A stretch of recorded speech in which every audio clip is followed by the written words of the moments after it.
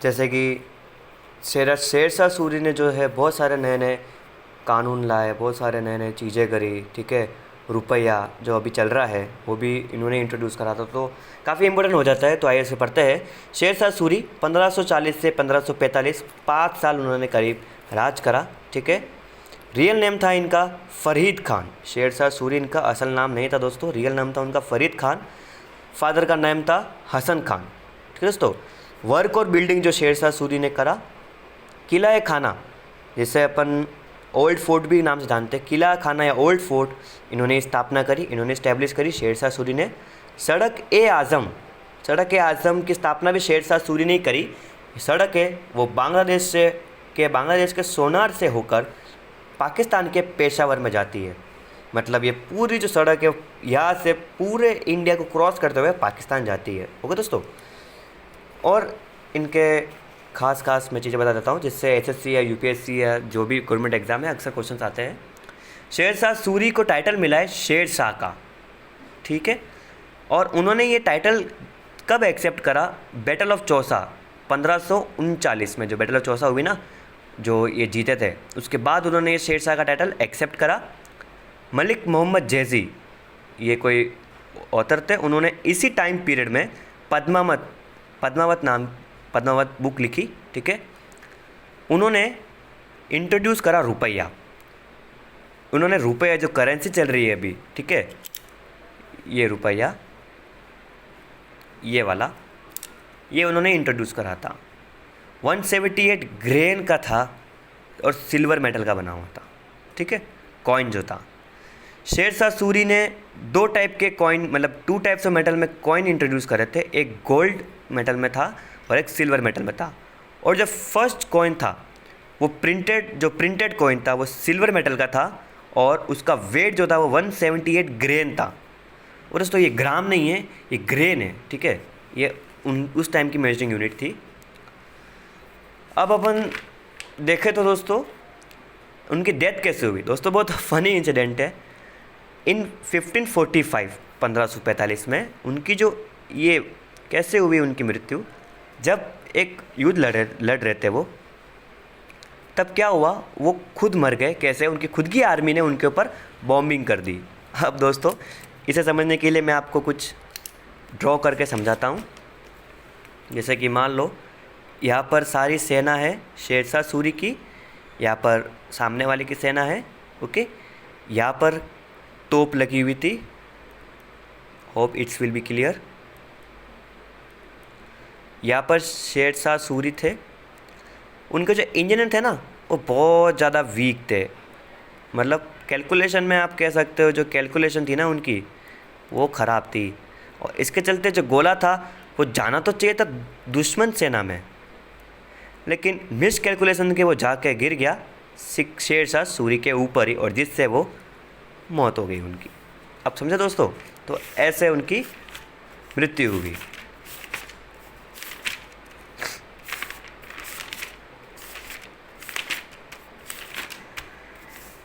ये था शेरशाह सूरी का टाइम पीरियड। उम्मीद है आपको पसंद आया होगा, समझ में आ गया होगा। दोस्तों वीडियो काफ़ी ज़्यादा लंबी हो जाएगी, लेकिन मैं कोशिश कर रहा हूँ सब एक वीडियो में कंप्लीट करने के लिए, तो प्लीज़ एंड तक ज़रूर देखिएगा।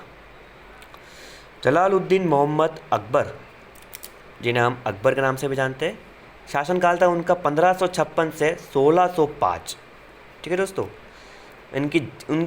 इनका जन्म हुआ था 15 अक्टूबर 1542 में, 1542 में।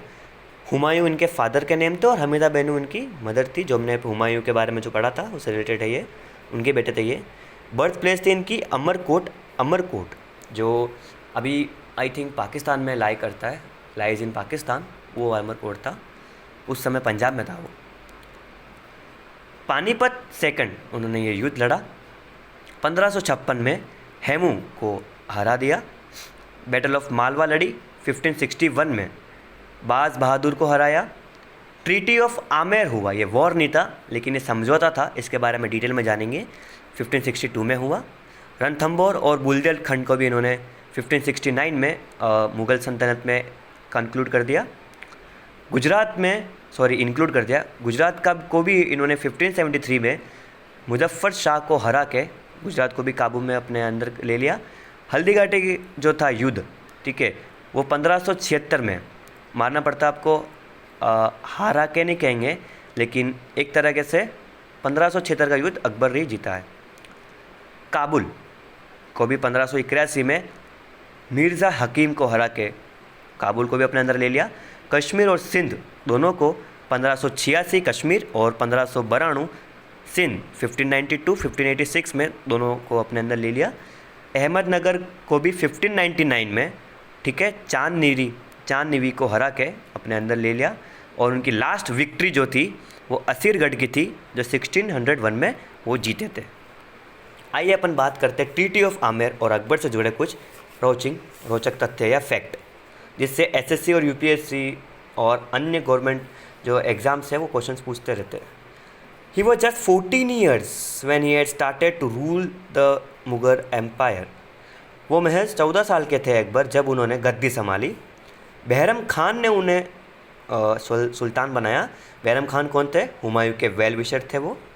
बैटल ऑफ पानीपत सेकंड 1556 में जो लड़ी, ठीक है, फर्स्ट तो बाबर ने लड़ी थी फर्स्ट, तो सेकंड इन्होंने लड़ी। फॉर्ट विथ हेमू और अकबर जीत गया।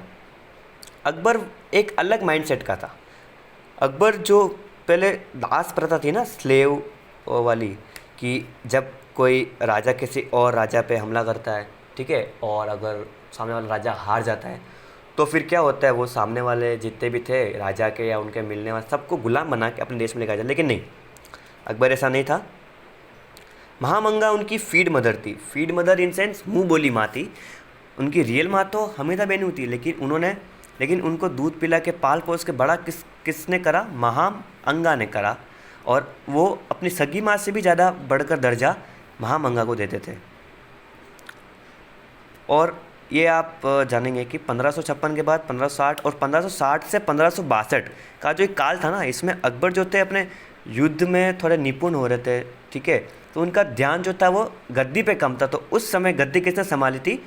पेटीकोट गवर्नमेंट या हराम गवर्नमेंट ने, ठीक है।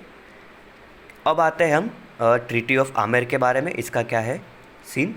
किंग भारमल राजा थे, वो फर्स्ट राजपूती राजा थे जिन्होंने अकबर की जो है टर्म्स और कंडीशन मानी थी, ठीक है दोस्तों। अकबर ने एक पर्चा अपने सल्तनत में बंटवाया था हर राज्य में कि हम आप पर हमला नहीं करेंगे, लेकिन अगर आप चाहते हो कि हम आपको एक्सटर्नल सिक्योरिटी दें, आपको हम थोड़ी हिफाजत दें, तो आप हमारी सारे शर्त, और ये मान ले शर्त थी, कुछ टैक्स का था, कुछ ऐसा शर्त था, तो वो अगर आप मान लेते तो हम आपके राज्य पे हमला नहीं करेंगे, आपका राज्य को आप ही संभालेंगे, ठीक है, राजा ही राज्य को संभालेंगे, लेकिन हम जैसा संभालना चाहते हैं, हम चाहते हैं कि आप वो करता आप वही करोगे, आप उसका अनादर नहीं करोगे, आप उसका विद्रोह नहीं करोगे, ठीक है। तो ये था उस शर्त में। तो ये पहले किंग भारमल राजा थे जिन्होंने पहले राजपूती किंग थे, किंग भारमल, जिन्होंने अकबर की टर्म्स और कंडीशन क्या करा? एक्सेप्ट करा। ये बहुत इंपॉर्टेंट क्वेश्चन से पूछते हैं हर बार, ठीक है, एग्जाम्स में आता है। तो अब क्या हुआ, जो राजपूती रजवाड़ा था ना, उन्होंने क्या करा, किंग भारमल को क्या करा, बाहर निकाल दिया कि आप राजपूती में हम आपको नहीं मानेंगे। एक होता ना जात के बाहर करना, कुछ ऐसे ही बाहर निकाल दिया, जैसे कि देश निकाला होता है, वैसे वो जो उनका था ना राजपूती, तो उनको बाहर निकाल दिया गया था। लेकिन अब इसमें किंग भारमल को क्या था, थोड़ा शक आ गया था। शक कैसा है? इन द सेंस जैसे कि मान लो, क्योंकि देखो अकबर एक मुस्लिम थे, ठीक है, मुस्लिम शासक थे, और पहले जो मुस्लिम शासक आ चुके थे ना भारत में, उन सब ने कुछ अच्छा कुछ करा नहीं था, ठीक है, सब क्रूर थे, आधे ज़्यादा बहुत ख़राब थे, बहुत सताते थे जनता को, और एक तरह से अपने बातों पे पक्के नहीं रहते थे बहुत सारे, ठीक है। तो उन्हें ये लगा कि शायद अकबर भी ऐसा हो, तो उन्होंने किस दिशा में अपना दिमाग दौड़ाया? हाँ, उन्होंने क्या करा, एक प्रपोज़ल दिया, ठीक है, कि अकबर जो है उनकी बेटी हारका बाई या हीर कुमारी के नाम से भी जाना जाता है, हारका बाई से शादी कर ले।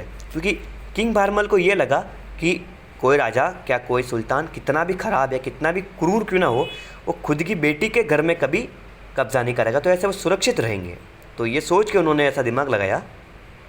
अकबर को तुरंत समझ में, लेकिन बाद में विचार करने के बाद समझ में आ गया कि किंग भारमल सिक्योरिटी चाहते, ऐसे चाहते, ओके। तो उन्होंने बाद में इसको एक्सेप्ट कर लिया, ठीक है, प्रपोज़ल, और 1562 में हरिका देवी को उन्होंने मैरी कर लिया, शादी कर ली, शादी हो गई दोनों की, और अकबर ने हरिका बाई को ही जोधा बाई का टाइटल दिया। ओके दोस्तों, तो जो जोधा बाई थे ना वो अकबर की वाइफ थे, टाइटल अकबर ने ही दिया था। अब यहाँ पर आता है वर्क्स एंड बिल्डिंग, कौन कौन से वर्क्स और बिल्डिंग करें। तो वर्क में अपन देखें तो स्लेवरी सिस्टम जो था, दास प्रथा, जैसे मैंने पहले ही बोला था कि जब युद्ध होता है तब दूसरा राजा हार जाता है तो फिर दास बना के उसको लेके जाते हैं, सताते हैं, ऐसा कुछ। तो अबॉलिस्ट, उसको ख़त्म कर दिया 1562 में अकबर ने। पिलग्रिम टैक्स, पिलग्रिम नाम का भी एक कर होता है, उसको भी 1563 में ओवर कर दिया था। जजिया टैक्स, ठीक है, जजिया टैक्स, उसको भी 1564 में हटा दिया था। जजिया टैक्स था, ये भी एक तरह का टैक्स ही होता है, ठीक है। उन्होंने फतेहपुर सीकरी की स्थापना करी थी 1571 में, और बाद में फतेहपुर सीकरी शहर को ही अपना कैपिटल बना लिया, राजधानी बना ली। उन्होंने इबादत खाना जो था वो भी इस्टेब्लिश करा 1575 में। इबादत खाना क्या था, जैसे कि हर धर्म के बाद लोग आते थे, ठीक है, डिस्कस करते थे, सॉरी हर धर्म के नहीं, सिर्फ 1575 में, ठीक है, 1575 में जब इबादत खाना खोला गया तो सिर्फ मुस्लिम धर्म के लिए खोला गया कि सिर्फ मुस्लिम धर्म आ सकते हैं, ठीक है, नमाज अदा कर सकते हैं और डिस्कशन जो भी करना है, जो भी स्कीम बतानी है, जो भी करना है वो सिर्फ मुस्लिम धर्म ही कर सकता है। लेकिन अकबर डिफरेंट माइंडसेट का था, तो उसने क्या करा, इबादत खाना को पार्लियामेंट ऑफ रीजन बना दिया। पार्लियामेंट ऑफ रीजन मतलब सभी धर्मों की एक सभा, ठीक है। तो 1578 में सब धर्मों के लिए ओपन कर लिया। तो सब धर्मों के लिए ओपन करा तो मुस्लिम ने जाने से इनकार कर दिया कि हम नहीं जाएंगे, अब सब धर्म में आएंगे ना, हम नहीं जाएंगे। तो फिर हिंदू भी नहीं गए, तो ऐसे फिर इबादत खानों को भी ताला लग गया। तो देखो, इससे पता चलता है कि हमें हिंदू मुस्लिम, अपन जो कहते हैं ना अंग्रेज आए डिवाइड एंड रूल करा, हिंदू मुस्लिम को अलग करके रूल करा, तो नहीं, आप कह सकते हो कि 1575 अंग्रेज के आने से पहले ही हिंदू और मुस्लिम के आपस में कम बनती थी। उन्होंने दीन इलाही की ये धर्म है, इन्होंने खुद का धर्म निकाला, ठीक है, लेकिन ये भी तक कुछ चला नहीं क्योंकि इसको सिर्फ बीरबल ही मानता था। उन्होंने मानसब सिस्टम भी इंट्रोड्यूस करा, जो टोडरमल, उनके नवरत्नों में से 9 ज्वेल्स में से कोई एक है, आगे पढ़ेंगे 9 ज्वेल्स, टोडरमल ही ऑपरेट करते थे।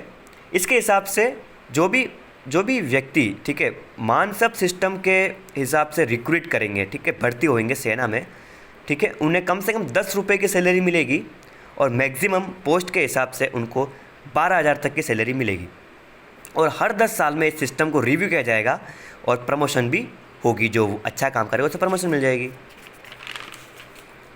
अब आता है अकबर के 9 ज्वेल्स, अकबर के नवरत्न। अब अकबर के नवरत्न हो क्या था, ये वो लोग थे जो अकबर की मदद करते थे हर डिफ़िकल्ट सिचुएशन में, ठीक है, हर डिफ़िकल्ट सिचुएशन में अकबर की मदद करते थे। देखो बता देता हूँ मैं 9 ज्वेल्स कौन थे। बीरबल, जिनका रियल नाम था महेश दास, एडवाइज़र की पोस्ट पे थे। तानसेन, जिनका रियल नाम था राम तनु पांडे, म्यूजिशियन की पोस्ट पे थे। तोदरमल, ठीक है, फाइनेंस मिनिस्टर थे। मान सिंह चीफ कमांडर थे और मान सिंह जोधा बाई के भतीजे थे, ठीक है। अब्दुल रहीम खाना पोएट थे। अब्दुल फैज़ल और फैज़ी दोनों ये पोएट थे और रियल ब्रदर, दोनों सगे भाई थे। भगवान दास ये भी पोएट थे और मुल्ला दो प्याजा ये भी कुक थे एक, ठीक है, कुक थे। अब इंटरेस्टिंग फैक्ट बताता हूँ मैं।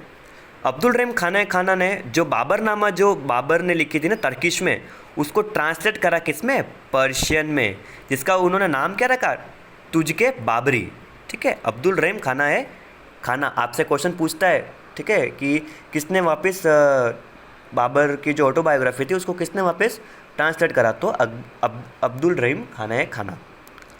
अब्दुल फैज़ल एंड फैज़ी, उन्होंने बुक लिखी आईनी अकबरी और अकबरनामा, पर्शियन में रखी उन्होंने। आईनी अकबरी और अकबरनामा ये बायोग्राफी थी अकबर की,